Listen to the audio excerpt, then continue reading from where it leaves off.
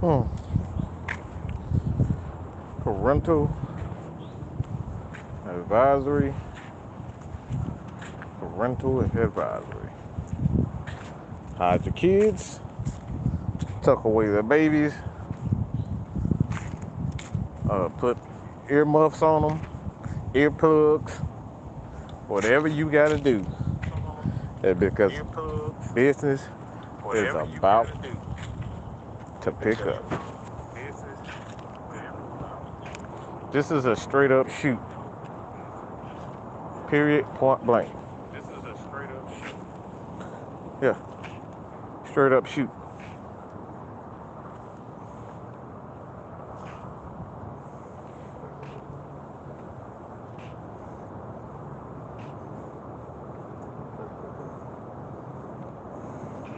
Because I'm seeing a lot of stuff like this, and this is just from. And I'm gonna speak on that Matt Ryan, that Colt Matt Ryan bullshit. Yeah, I'm gonna get on that too. So it's gonna be a fun day for you old school Matt Mike Rant lovers. All right, so let's stay tuned. So yeah, I'm feeling kind of froggy today. All right. So comments like this. All right, I want to start off a little calm. Um, just for people that may not like yelling and screaming. Um, don't really give a damn anyway. But just to give you guys, a little something, something. I'm the man of the people. I love the people. Um, and I try to give everybody exactly what they want, informative. Try to be as informative as I possibly can. And I'll give you, my true thoughts as a fan and how I'm thinking and how I am doing games. I'm a fucking maniac when it comes down to these games, right? If you ever sit that down in a chat with me, yeah, I'm a goddamn maniac, and I mean every bit of that.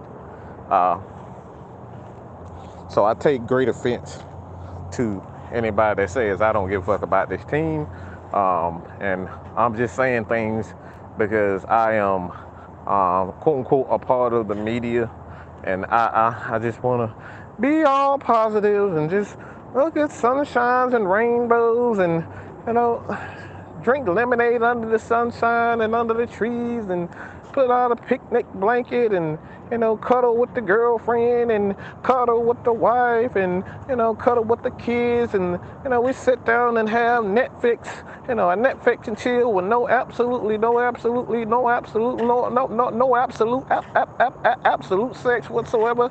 We just gonna sit down and have fun. Oh, fuck that. Yeah, fuck it.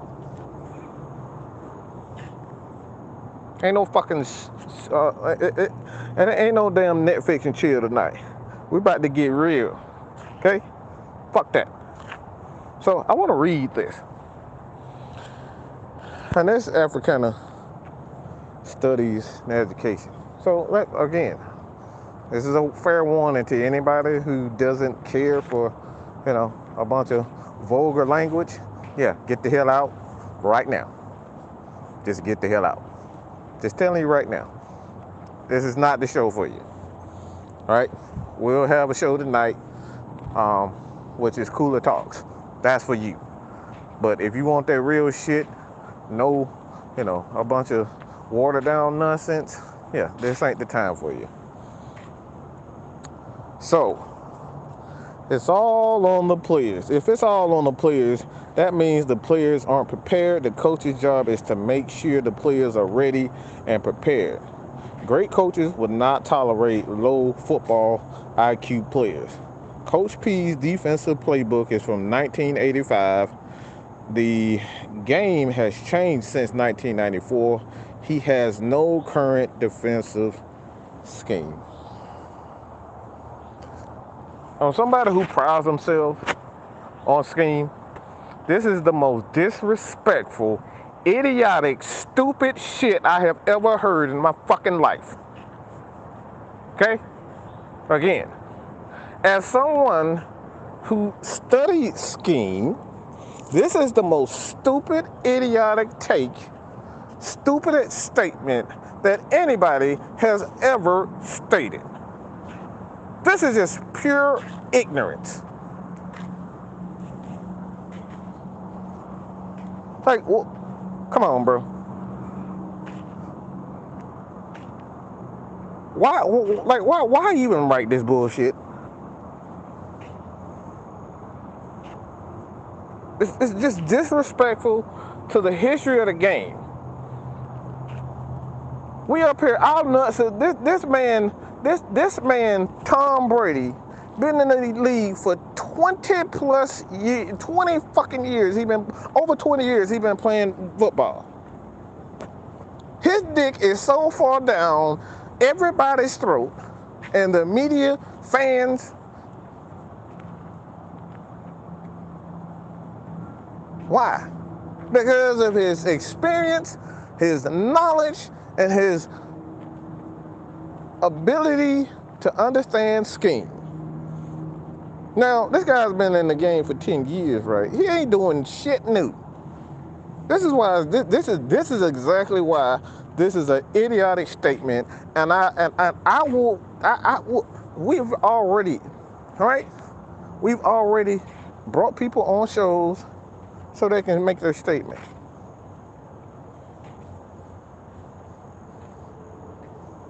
What the fuck is new in football? Somebody tell me what's new in football. I mean, maybe, I don't know. I mean, you need motherfuckers to get out here and hit helicopters, spin, kicks and shit. Like, how the hell you gonna get anything new out of football? Somebody tell me something. Maybe I don't understand football anymore. Maybe we need defensive ends that can do MMA, martial arts moves on damn right tackles and left guards. Maybe that's something that Dean Pease need to damn do. Teach a motherfucker how to do what? A spinning heel kick? Cross chop? Like, what do NFL players do new? Because maybe I'm not understanding. Schemes are old. His schemes are old. His playbook is old. Raise your hands. All right, just everybody put black and red in the chat right now, fire emojis. If anybody saw Tennessee Titans last night, and I probably just, a lot of people know exactly where I'm going when I bring up the Tennessee Titans. How many people saw that Tennessee Titans game last night?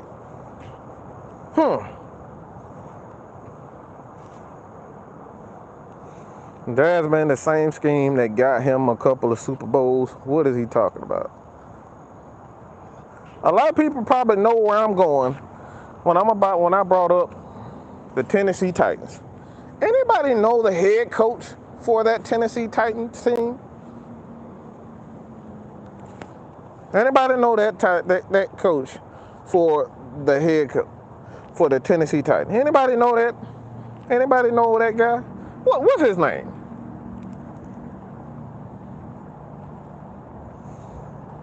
Mike Vrabel. Thank you, Queen Asia. Thank you so much. You're so intelligent. You're so smart. But the guy name is Mike Vrabel. Can anybody answer me one more question? I got one more question. Who did he choose to be his defensive coordinator to help build a foundation of his defense? Maybe I'm stupid. Okay, I got a couple questions for you guys. Who was that defensive coordinator? Who did he choose to be his defensive coordinator?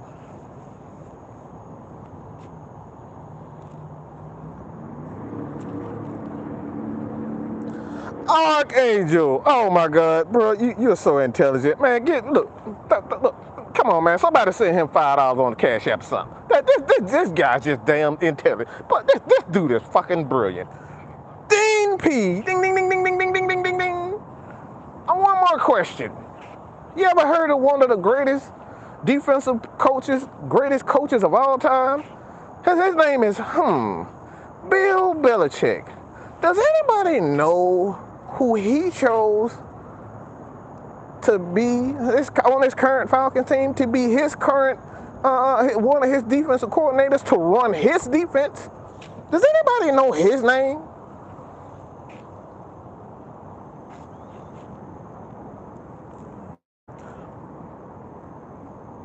Big Ant. See, this is why you're on AFN. Dean Pease. Okay, yeah. Does anybody know one of the greatest franchises when we look at one of the greatest defenses of all time? Does anybody know that team? They hired a certain guy to be their defensive coordinator. Lamar Jackson plays for that team right now. Anybody know who they hired to be their defensive coordinator?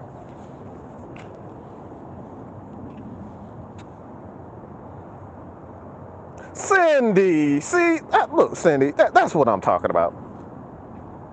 The Ravens. Ravens hired Dean Pease. You kind of see where we're going here? See where we're going here? Yeah. Let me ask you another. See, what I'm getting is that if he's so ancient, if his schemes don't work, why are teams consistently calling him to run and build the foundation of their defense? Just some of the greatest coaches of all time, some of the greatest organizations of all time, they keep going to this one guy. And if his schemes don't work, why is it these people still calling him? Look, people say I don't know what I'm talking about. So I want to be educated. Why would you continuously call on a guy to run your defense if you're one of the greatest head coaches of all time? Like, why would Bill Belichick call Dean Pease if his schemes are ancient? They don't work. Why would Bill Belichick call him? It's like, like my brother Juice say, make it make sense. Somebody make it make sense, please.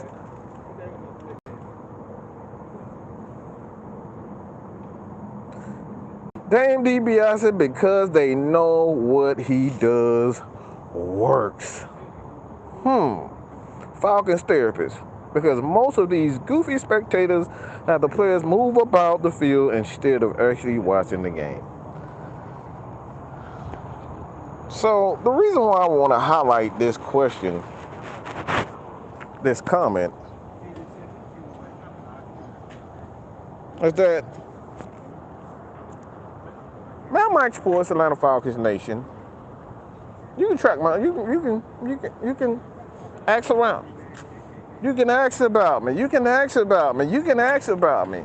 We have a formula that works, and we've helped,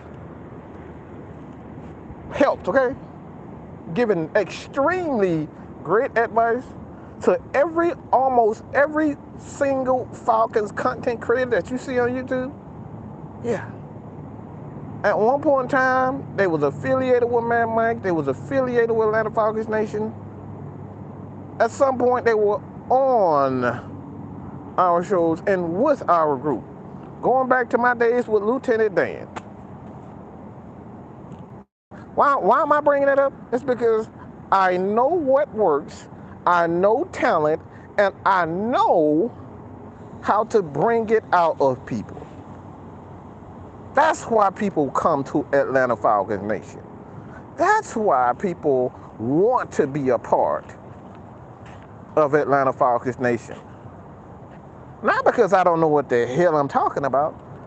Not because we don't get results. Not because we're not one of the best. It's because everybody that you've seen, I've had hands on. And I'm talking about when they had no clue on how to even turn on YouTube.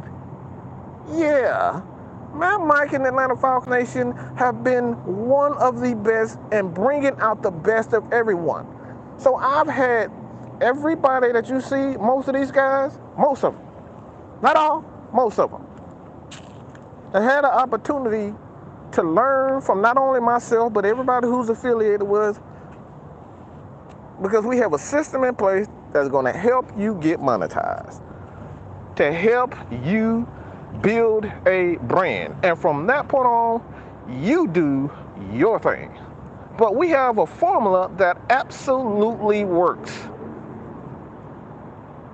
So me saying this is that Dean P's, his formula works. And what really irritated me about this comment is this. The coach's job is to make sure the players are ready. True.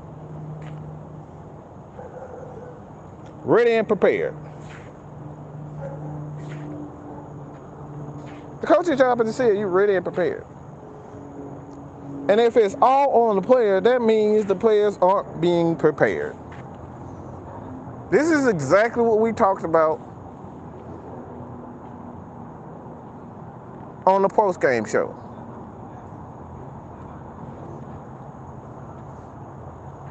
Who the fuck told maybe I'm just damn dumb. Maybe I'm retarded or something. Did Dean Pease tell Taquan Graham to fumble the ball? Did he teach him how to fumble the ball? I just want to know. Just want to know a few questions.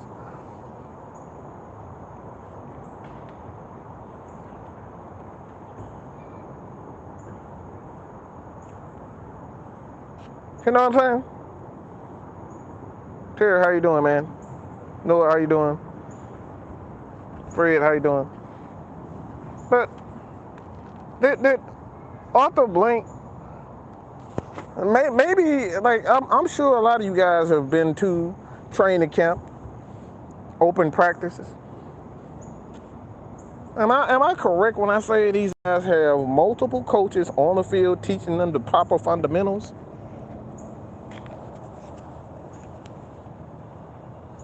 Yeah.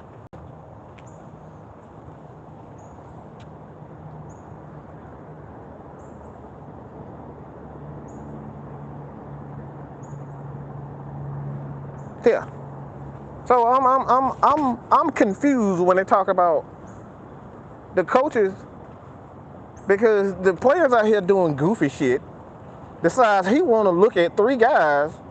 He got the first down. The Falcons are in a position where they can score a touchdown, but Drake London decides he sees a big ass, one of the greatest defensive edge rushers to ever play this game, and Khalil Mack. I'm going to turn it up and try to truck over not only him, but two other guys. Yeah. Arthur Blank and Dean Pease taught him to do that. Not only that, sir, the Drake London. So many miscues. I'm positive that Arthur Smith, on several opportunities where Kyle Pitts was wide open, I'm positive that he told Kyle Pitts to slow down and give up on the route so he would not make the catch. I'm positive that that's what Arthur Smith told Kyle Pitts. I'm positive that he didn't teach him how to continuously, what they teach you even from rec ball, as a wide receiver, they teach you to just run full speed, go get the ball. And the quarterback, they teach you to plant that back leg and let it rip. Throw it as far as you possibly can. Let him go get it.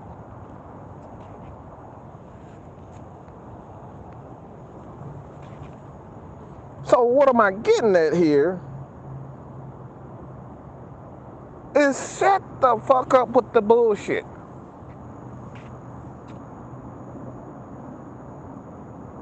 Shut up with the bullshit. This is where I get so pissed off, because when we see players out here making obvious mistakes, we want to head over straight to Arthur Blank and Dean Pease. Who the fuck tell Michael Walker that he was a great cover guy? Never been a great cover guy. Dean Pease's job is to find the best out of what we have. Let me repeat that, because I don't think people understand where I'm going with this. Dean Pease's job is to play the best player and the best coverage and have the best plays for what we have. Let me repeat that again, because I don't think people get when I say this. Dean Pease's job is to play the best player, play the best coverage, have the best plays for what we currently have.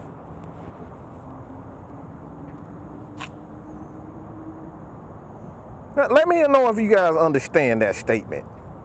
Let somebody break that statement down for me, because like I want people to fully understand that statement. His job as a defensive coordinator is to put what he currently has on the roster in the best position to make plays. Not to pull out a motherfucking magic wand out of his ass like Harry Potter and turn water into wine. That's not his fucking job. Okay? Some of you people really think his job to pull a fucking magic wand out of his ass and turn. I was about to make a bad statement on a woman, but I'm not gonna do that. Some people think it's his job to turn a Donald Trump into an outstanding, caring citizen. Now, that's what y'all really think it is. Y'all really think it's his job to make water out of wine, to be Jesus.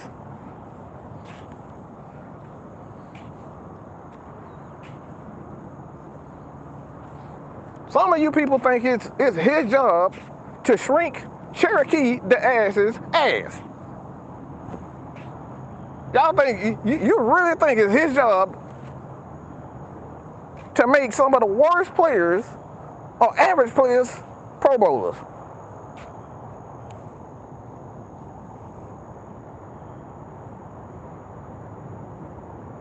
At some point, you got to understand that Michael Walker is the best at what we got. And this man is only going to be, you're only as good as your players, and the players they have to execute. You can call the right play at the right time, but guess what? If the players don't execute, it don't matter what you call. You got to have everybody on, and for one, let's just keep this real. The Falcons were ranked the worst roster in the NFL. What the fuck do you guys think that he was going to do with a team that's ranked, as far as a talent standpoint, the worst roster in the NFL? What the hell do you think he was going to do with that?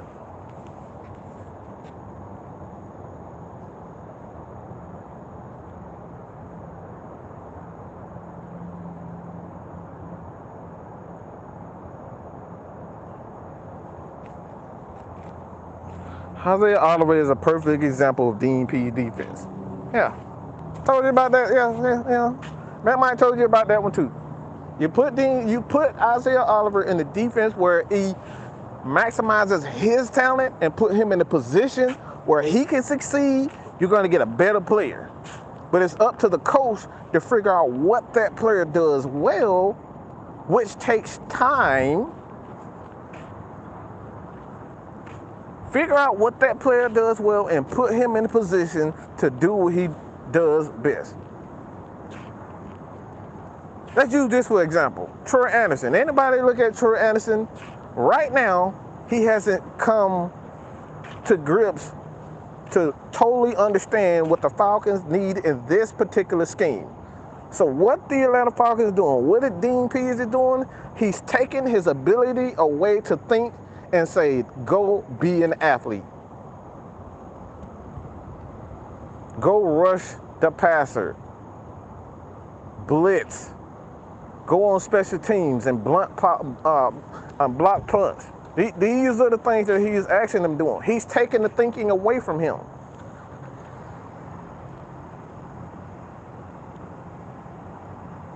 Isaiah Oliver struggled with turning his hips, using his hips.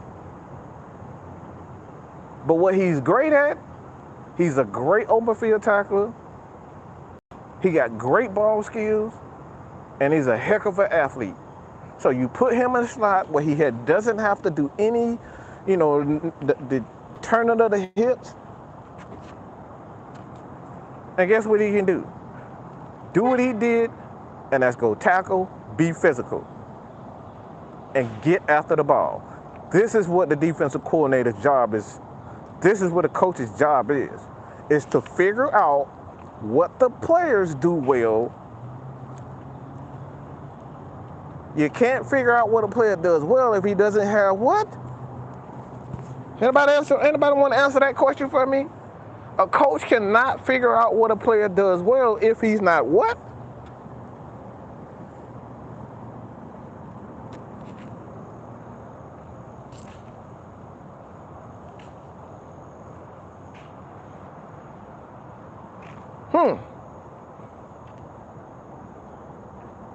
Dean Pease cannot figure out what Michael Walker does well if he doesn't have playing time.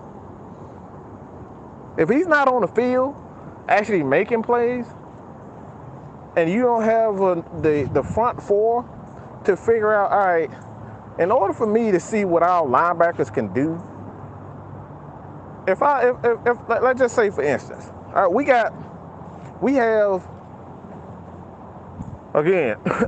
we have a D'Angelo Malone. You look at his tape in college for D'Angelo Malone, for example.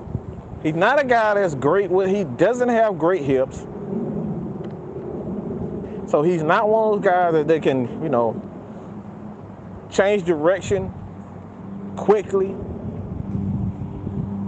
So you wouldn't put him in a position where he's in the middle of the damn defense in coverage alone with a guy like a Tyreek Hill, a Travis Kelce, those types of athletes.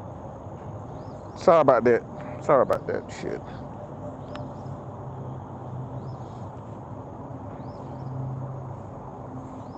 Sorry about that. Good God.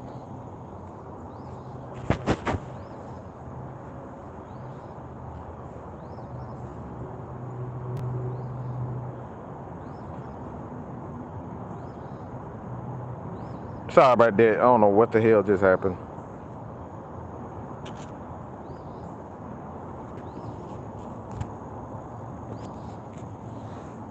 Sorry about that. I don't know what happened. But essentially what we're talking about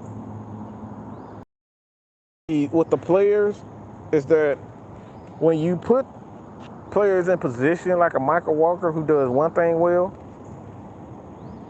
Michael Walker is a linebacker that does one thing well. He gets upfield and he attacks. He's the type of player you give him one job to do and he'll do that one job well. Troy Anderson right now, when you give him one thing to do, he's doing exactly that one thing well. Attack. Be athletic.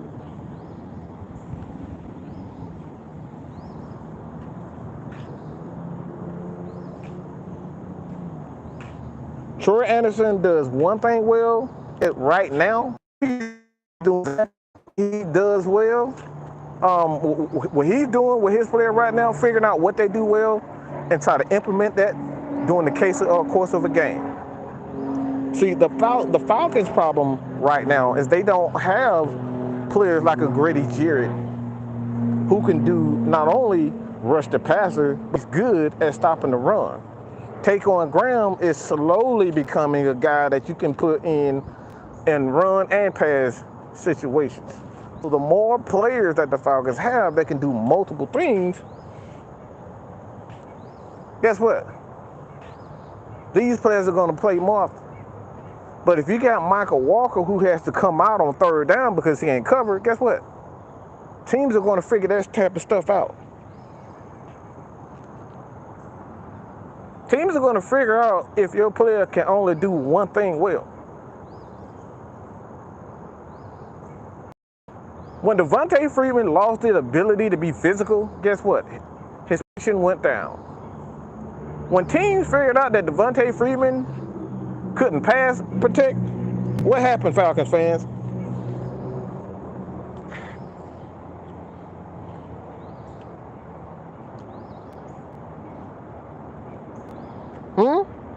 What happened?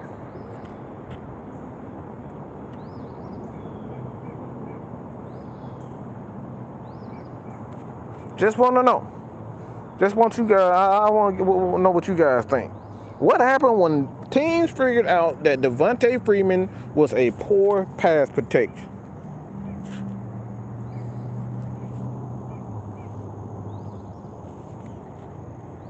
He got exposed and exploited.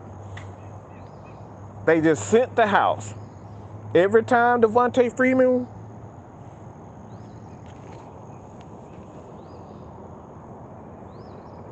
was in, they sent the house. Yep. All they did was they saw Devontae Freeman couldn't pass protect. Wherever spot he was, they sent the house. Exactly how we lost the Super Bowl. So teams are going to figure out whether your players can do multiple things or not. So right now, the Falcons' job is to do, especially on the defensive side of the ball, their job is to do one thing. Is to figure out who on this defense can do multiple things. Who can stop the run and get after the quarterback. The more people that can do 2, 3 different things, and you don't have to constantly, bring in, rotate players in and out of the lineup, the better you'll be. Just think of it like this. The more Aaron Donalds and Grady Jarrett you got, the better off you're going to be.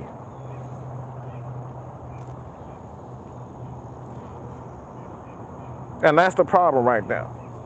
The Falcons only have players at each position that have the ability to do multiple things. And that's pretty much it. AJ Terrell, right now, on the linebacker, they don't have a guy that can do multiple things. Up front, they only have one guy that can do multiple things, and that's Grady Jarrett. And that's the problem. So it's not that Dean Pease isn't drawing up good plays. It's just the players don't have the necessary talent. They haven't figured it out for themselves.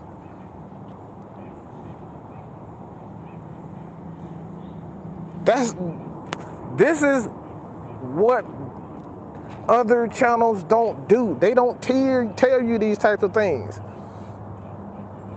They don't break down on why Dean Pease is calling certain things. They just say, all right, Dean Pease, why are you not calling? And this is why I put out the video earlier today. Because it's very important for you guys to understand why Arthur Smith is running the ball 40 times, 50 times a game. We saw it. I love Kyle Pitts to death, and I think he's going to be an incredible, I think he has a Hall of Fame future. But right now, he's not a complete receiver. And we're seeing this. We're seeing that Kyle Pitts isn't ready to be labeled a superstar. Yeah, he went to the Pro Bowl. When we talk about superstars, superstars do it day in, day out with absolutely little to no mistakes. I saw Kyle Pitts at least times this past game quit on routes. Yeah, he quit. on routes. Gave up. He wasn't near the ball, and he just stopped running. The ball wasn't thrown on time, yeah, he stopped running.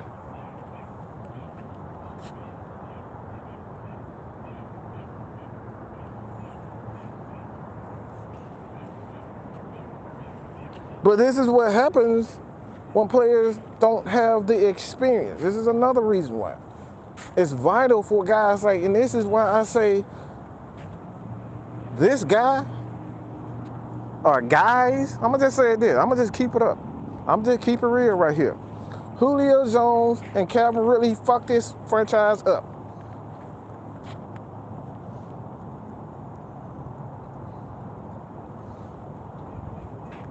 Selfishness. They was worried about themselves. Like I said, I get why they was worried about themselves. Julio knew that he wasn't gonna be that guy and demanded a trade. But guess what? That hurt the development of a guy like Kyle Pitts.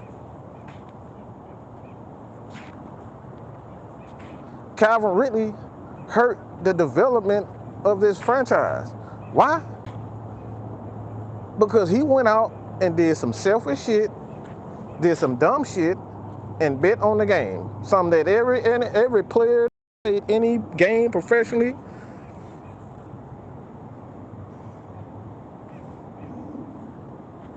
They know not to do that. And guess what it is? We don't have a Pro Bowl talent guy to teach Kyle Pitts on how to be a Pro Bowler.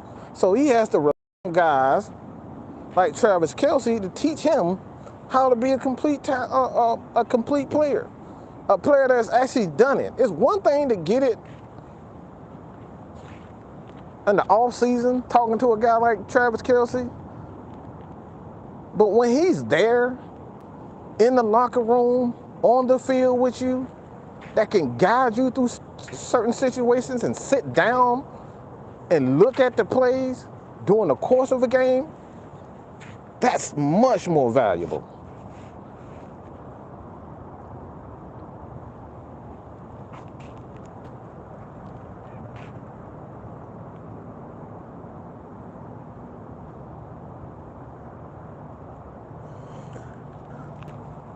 And this is another reason too, what you're talking about, whether or not the Falcons should just throw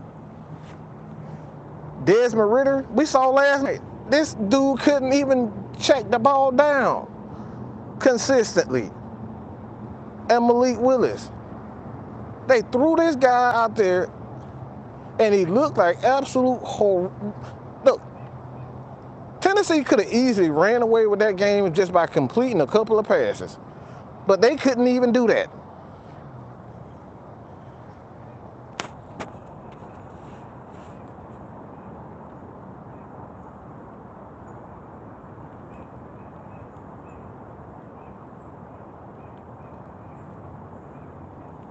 This is the reason why we shouldn't throw Desmond Ridder out here, just because we just want to see what he could do.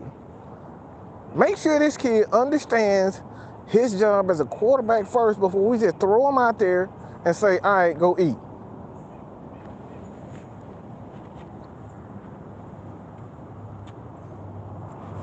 This dude, look, and like I said, sorry, Big Chauncey, but he looked absolutely horrendous as a quarterback.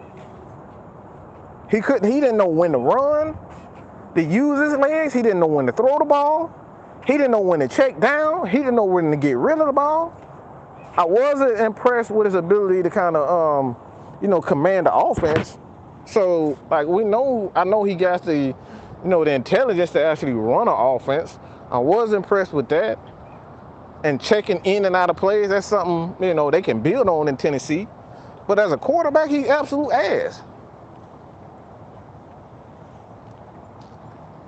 So, like I said, I know Malik Willis has the ability mentally to be a quarterback. Like I said, checking in and out, those things are not easy.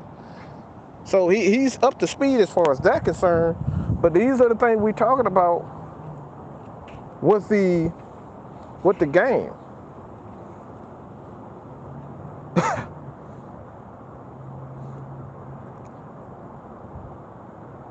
Oh, I'm gonna get on that real soon. I'm about to get on that soon. Right after this. As a matter of fact, right after this.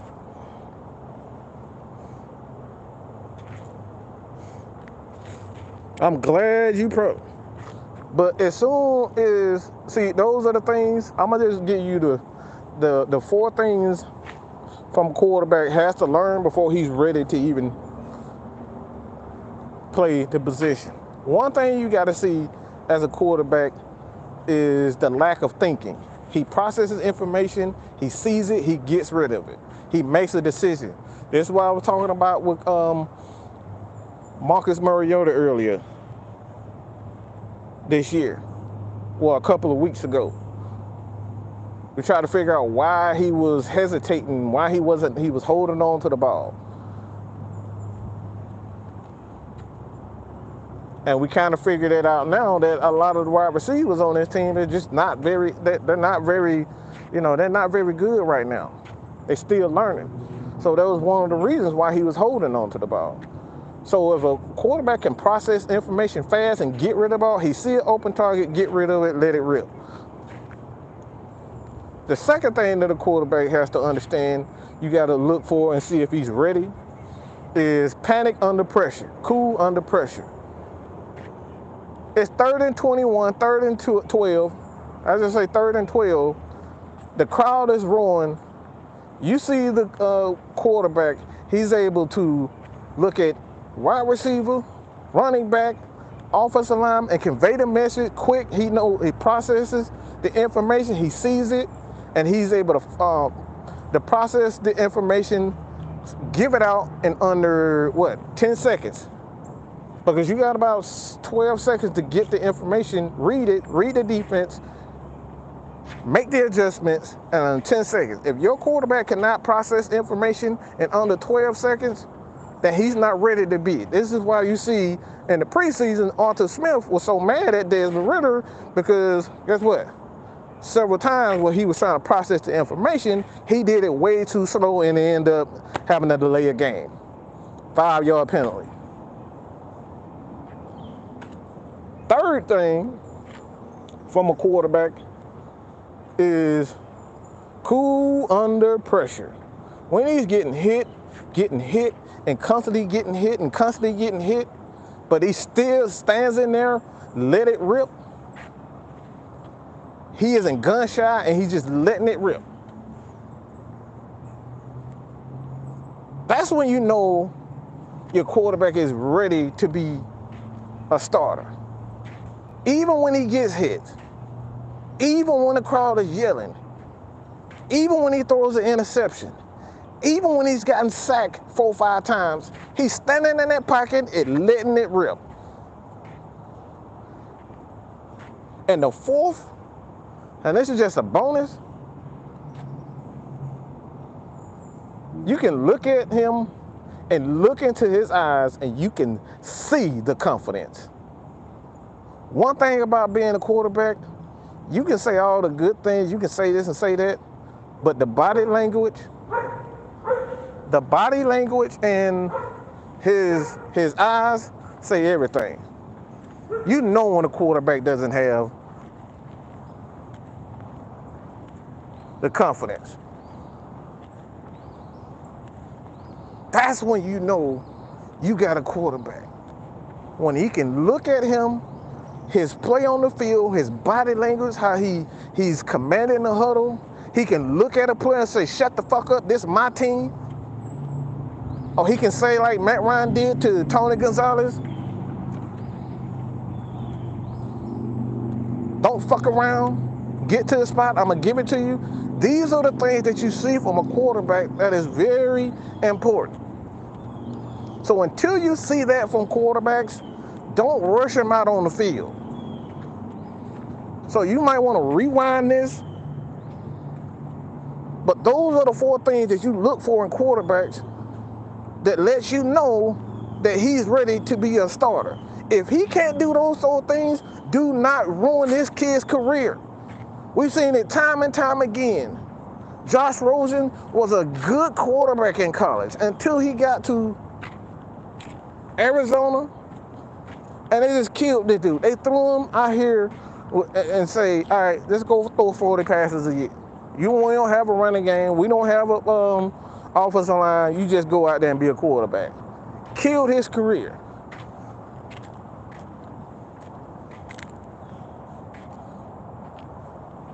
So again, this is what, like I said, this is the reason why we say time and time again,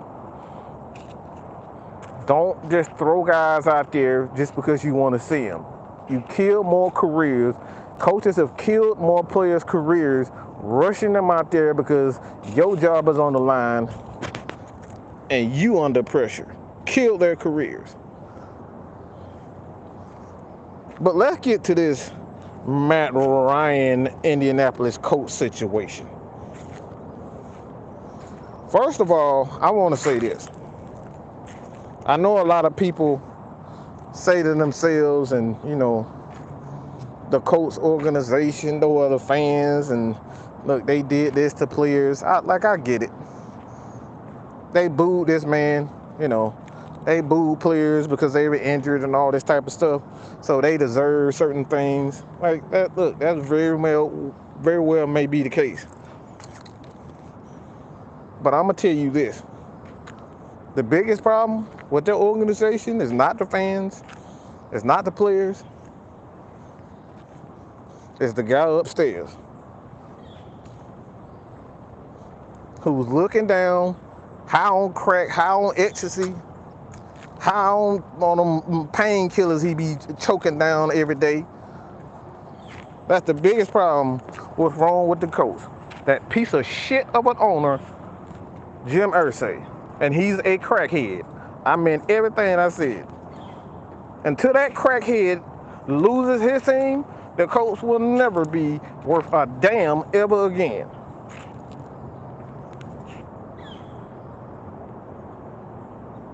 Look, the dude is a crackhead. He's a crack. The dude is a dope head. Ain't got no business. He ain't got no business talking on a podcast. He ain't got no business saying. He need to take his ass to a fucking rehab center.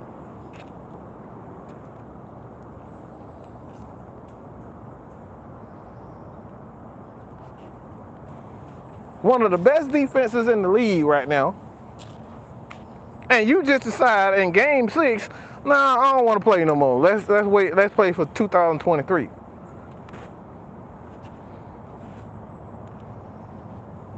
Yeah, we're gonna play. Yeah, I know it's 2000. Yeah, we just gonna play for 2023. Let's just wait to April and decide we're gonna play. Fucking just messing up these players' careers. A lot of these players away from their family, away from their friends, putting their body on the line, as we see time and time again. These people are putting their body on the line, and you just decide, nah, I don't want y'all to play no more. We're gonna wait. We're gonna play next year. They done gave they all every single game, and you just decide as a fucking owner, I don't want you to play no more. I would these damn look. Anybody else getting a billion damn text messages from these damn voters? God damn it, I don't want a damn vote. And my name ain't fucking Andre. Okay? You tell them, Marcus, my name is not fucking Andre. I don't want to vote. Okay? But like I said, that crackhead, until that crackhead and that drug addict, Jim Irsay, until he's no longer the owner of the Indianapolis Colts, you're gonna see that. You're playing with people's lives, you're playing with their livelihoods because you just don't want to compete anymore. You just want to hit the reset button on the whole year because you don't like what you see. This is not a fucking Madden game. This is not a game of Madden where you just play with people's lives and just say, all right, let's go restart the whole game because you want to. It's disrespectful and it's just absolute shit. But that's not why I'm really upset.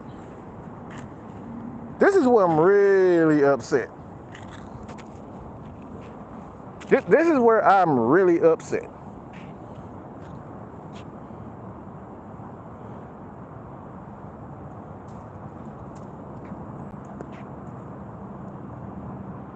Jim Irsay pulled the plug on Matt Ryan, even though any offensive line was top 5 and now horrible.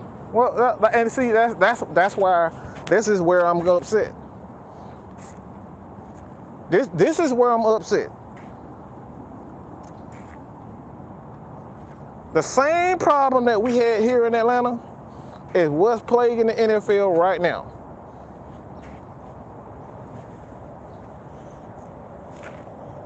This is where I say this is a major fucking problem. The problem is Frank Reich.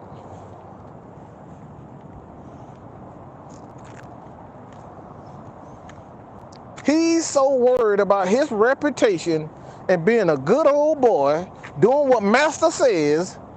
He's totally ruining his relationships with the players. These players out here putting their body on the line for you. And then you don't even, you say to the players, I apologize, I screwed up, and don't even defend these guys, don't even say anything outside of saying, yes sir, master, we gonna bench Matt Ryan, master.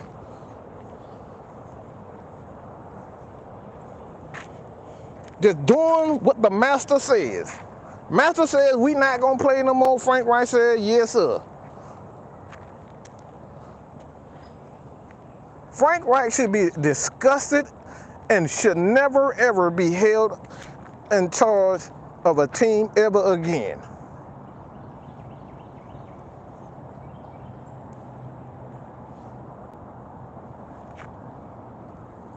How do you as a coach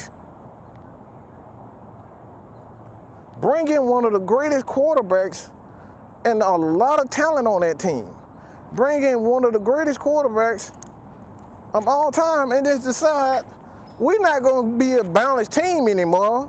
We got Matt Ryan, let's pass the ball 60 times a damn game. Going completely away from what got you guys to that point. All this time, Indianapolis was a balanced team for years on top of years. You get a quarterback and decide, nah, I don't want to commit to the running game anymore. We just gonna pass the damn ball.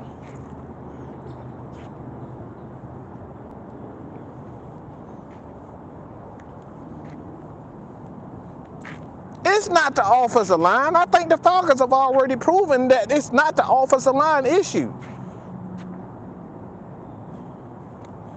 It's the coaches. They're so under pressure from these damn media outlets to have quarterbacks that can pass the ball for 400 yards and run it for 3 touchdowns that they don't even do what's best for the damn team and what's best for the damn players. That's the fucking problem. Because we're seeing the same problem with Buffalo right now. It's the Josh Allen show. They went from having a balanced attack to passing the ball 60, 70 damn times in a fucking game.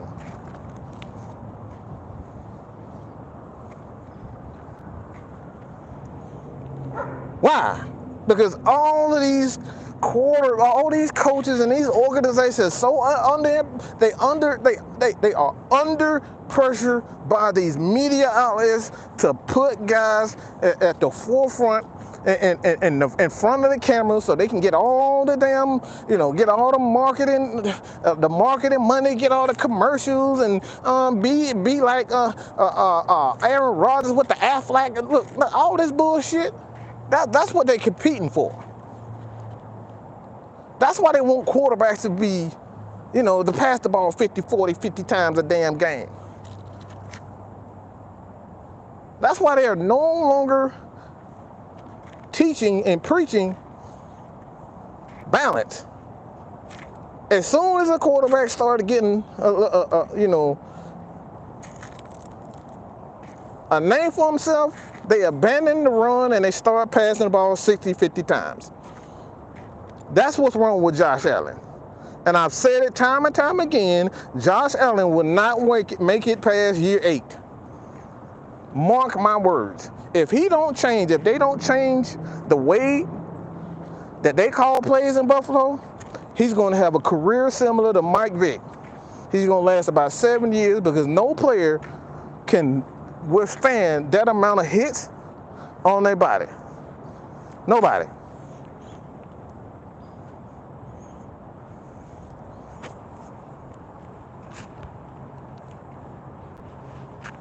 Teams are tired of spending $40, $50 million on quarterbacks that's going to play 8 games. Let me say it again. Let me say it again. Teams are tired of playing $40, $50 million for players that's only going to play 8 fucking games. That's why you're seeing all these trades all of a sudden. All of a sudden, every team in the NFL want to trade. Before, they wasn't trading anybody. This is the first time in years that this has been the busiest trade deadline in the NFL. This hasn't happened since the damn 90s, and it didn't happen that much then. Why? Because teams are sick and tired of paying all this freaking money.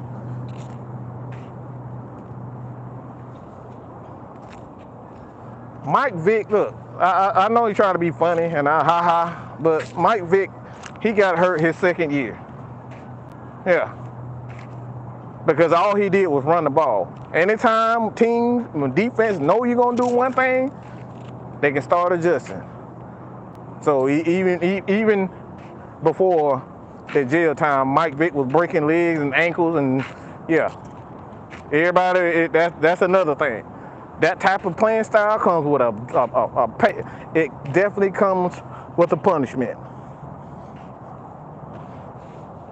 There's a price to pay when you try to run that style of offense. And like I said before, Josh Allen is a ticking time bomb. We saw it with Carson Wentz. Carson Wentz played exactly like Josh Allen. That's why they went right back in, because Josh Allen reminded them of Carson Wentz. Tell me when I'm wrong, people. Tell me when I'm wrong.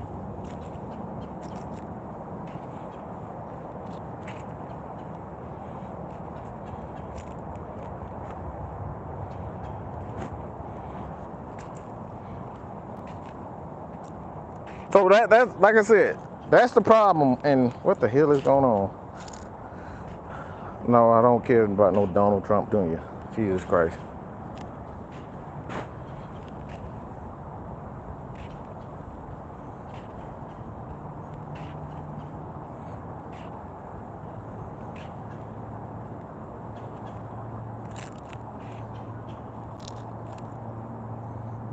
But again, that's what I said.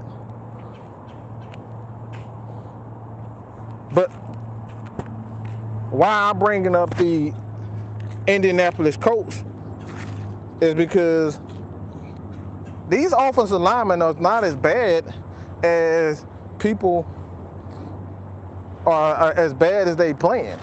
The problem is you want to throw the ball 60 times a damn game. It's just basic human anatomy.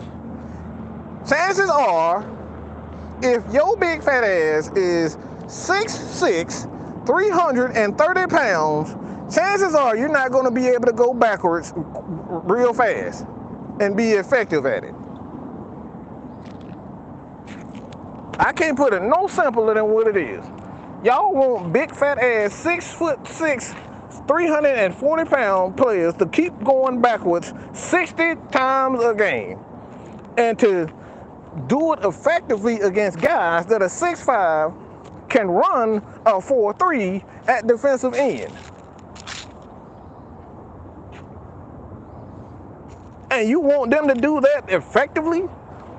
So a lot of these offensive linemen, this is why you see offensive linemen out of the 5th round, 4th round, these guys end up making it, is because the teams that know how to develop offensive linemen the proper way, they put them in a system where it's balanced. When you see an offensive lineman that's being drafted in the 4th and 5th round, and those guys have become, 2nd, 3rd round and mid-round picks, Most of the guys that you see as good offensive linemen, they play in a balanced system. Most of the great offensive linemen play in balanced systems. You very seldom see an offensive lineman in a system where they're passing the ball 60 times a game. So it's not all the offensive linemen. It's not Caleb McGarry sucking.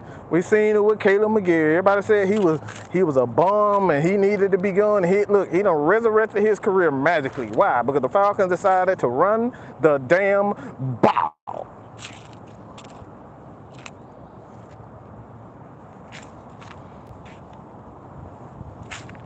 Let me ask you this question. Buffalo Bills is obviously one of the better teams in the NFL, probably the best. Can anybody name their offensive line? Can you name their starting offensive lineman? How many first round picks they got? How many second round picks they got on their offensive line?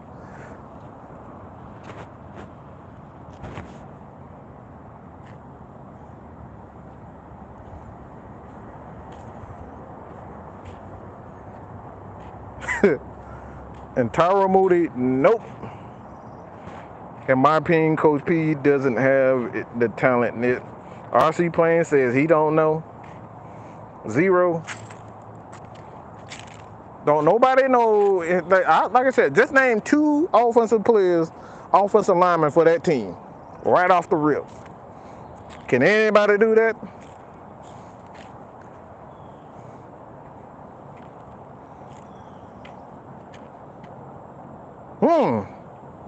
Yeah, that's kind of interesting. Like I said, this is kind of interesting that we say this type of stuff. Hell no. Hell to the no. Why? It's because offensive linemen are best when you run the damn ball. So what I'm telling you guys right now, the best way, and you're going to see a lot of teams because they're tired of playing these quarterbacks like Kyler Midget Murray. He got his $50 million and he up here pitching the damn hissy fit. They gonna get sick and tired of these whiny, sucky ass offensive these quarterbacks crying who can't complete a damn pass on third down to save their life, but they want $50 million. They're gonna get tired of it and they're gonna start to adopt that formula what everybody else is doing right now. You see more and more teams. They're going away from passing the ball 40, 50 times to having a balanced attack. You're seeing it all over the league.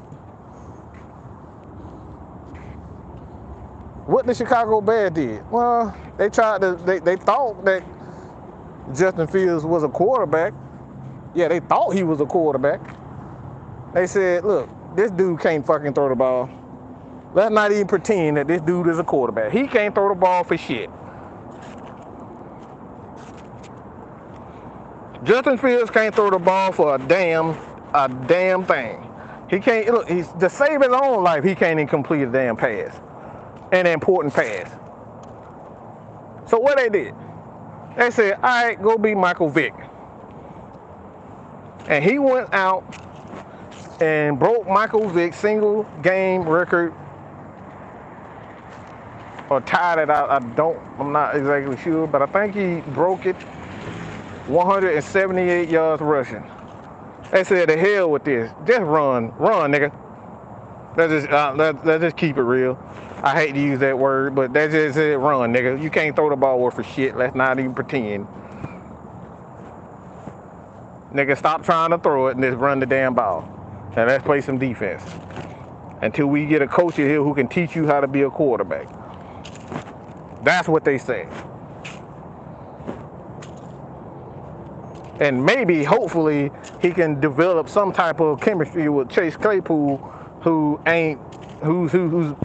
overrated his dang on self.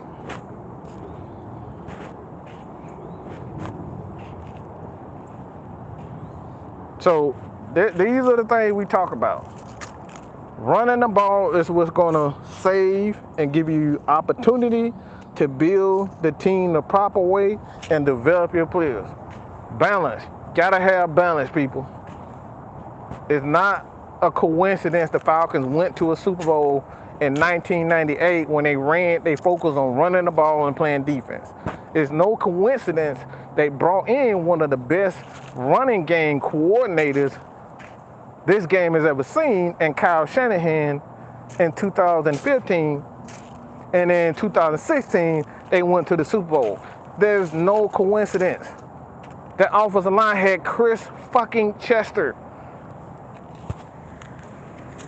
as a guard. Dude had been cut 2-3 times before that. And then he comes to Atlanta, he gets a starting job and becomes one of the most efficient guards on the team. There's no coincidence, people. I know it's all cute and look, I know y'all like to see deep passes and all that shit, but guess what? That's not what's gonna win championships. When Patrick Mahomes couldn't Patrick Mahomes anymore, guess what they did? They ran the damn ball with Damian Williams and they won the damn Super Bowl. Until they ran the ball. Then Patrick Mahomes found a little bit. It got in the fourth quarter, got a little hot, found his mojo, and he made the plays. But they wouldn't have won that championship if they didn't run the damn ball.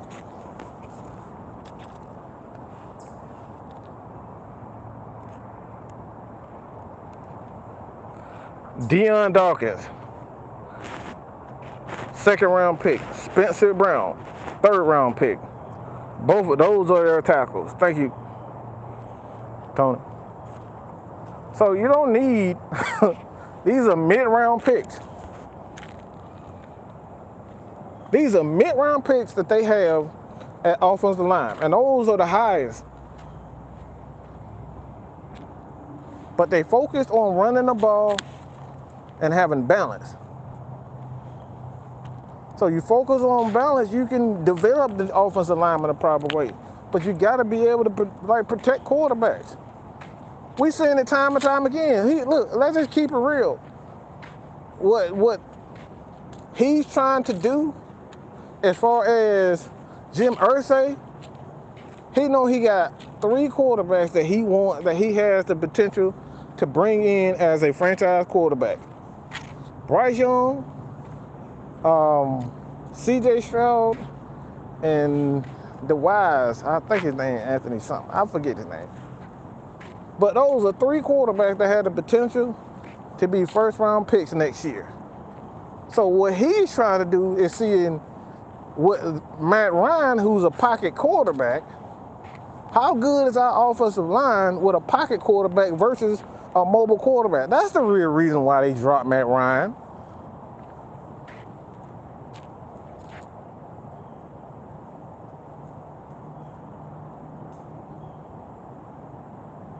That offensive line still getting their ass toe up.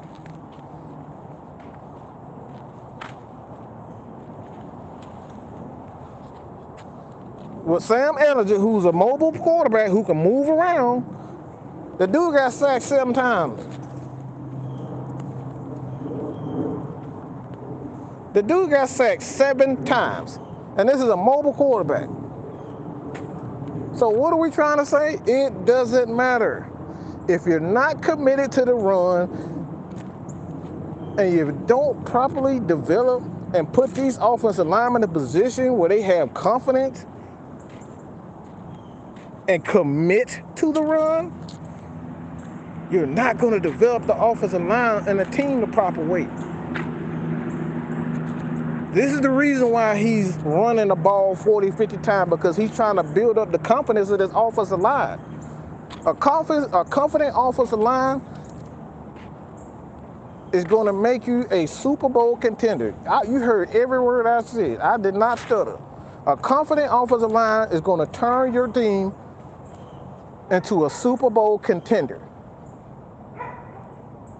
A confident defensive line will turn your team into a Super Bowl contender.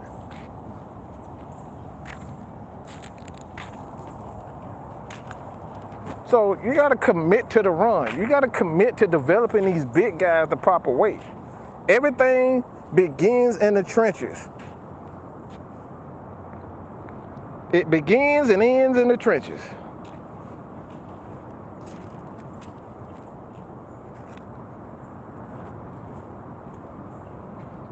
Look at the Jets. Same way. They committing to the run and they playing defense.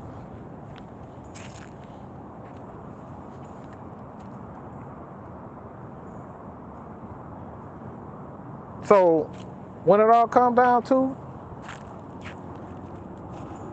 gotta be patient with this Falcons team. You gotta be patient with Dean Pease. He's not Harry Potter, okay? He doesn't have a magic wand where he can turn a guy into a Pro Bowl player overnight. There's not many plays in your playbook that you can just go to and all right, it's like a magic play that you can draw up that's going to turn these guys into, good players.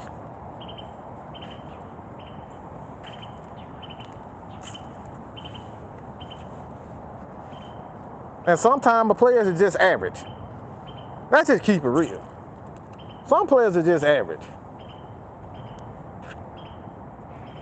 No matter what you do to them, for instance, let's just keep. Some of you girls got some, you know what I'm saying? Some women, they got some big booties. Other women, they skinny. Skinny girls try to put the pads on. And the big girls try to hide it. What am I saying? You have what you have. No matter how much you try to do it, we know it's a pad. And no matter how you try to hide it, we know that you're sucking it in. It is what it is. Michael Walker is Michael Walker. He has no business being the leader of this defense. He is who he is.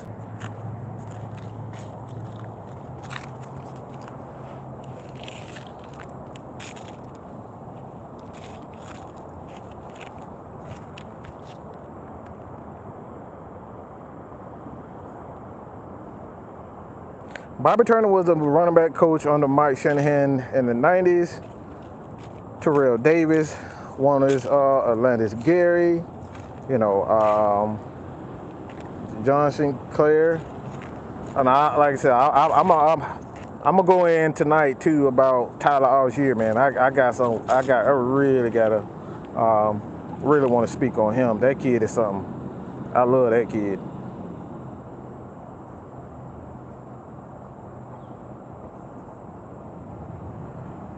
But Mike Davis, Clinton Portis, like I said, it's the system.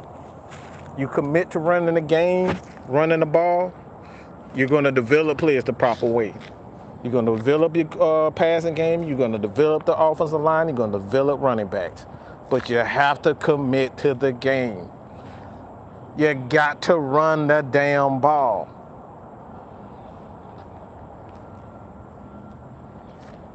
So this is not about Arthur Smith magic plays and him being able to drop some magic play that's going to get Kyle Pitts free. At the end of the day, if they don't respect the run, and if offensive linemen can't be big, can't be physical, can't do what they want to do, and that's bully people, they're going to get bullied.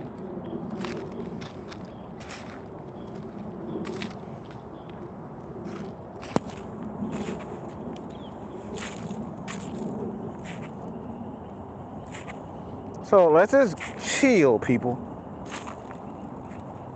This is the second draft. This is the second draft for the Falcons.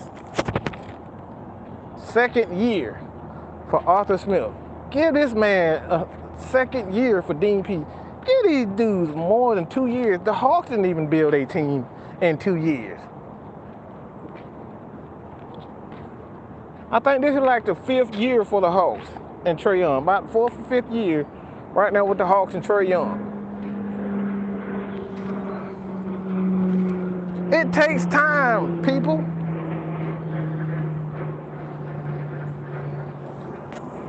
It takes time to develop a good defense. It takes time to develop a scheme. But this is why we say run the damn ball time and time again. We got to run the damn ball. Magical things happen when we run the damn ball.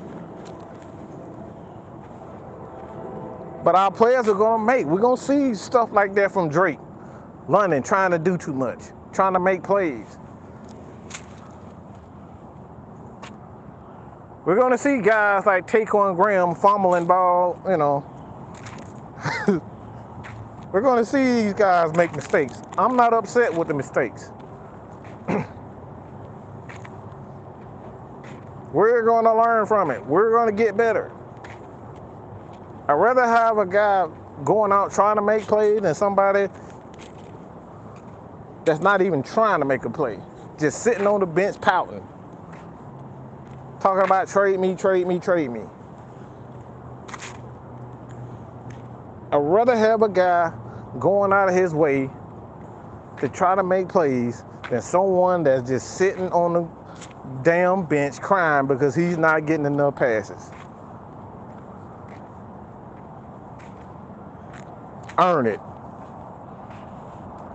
They gonna make mistakes. Just gotta get smarter. That's it. Situation awareness. But that comes in time. This guy's a rookie.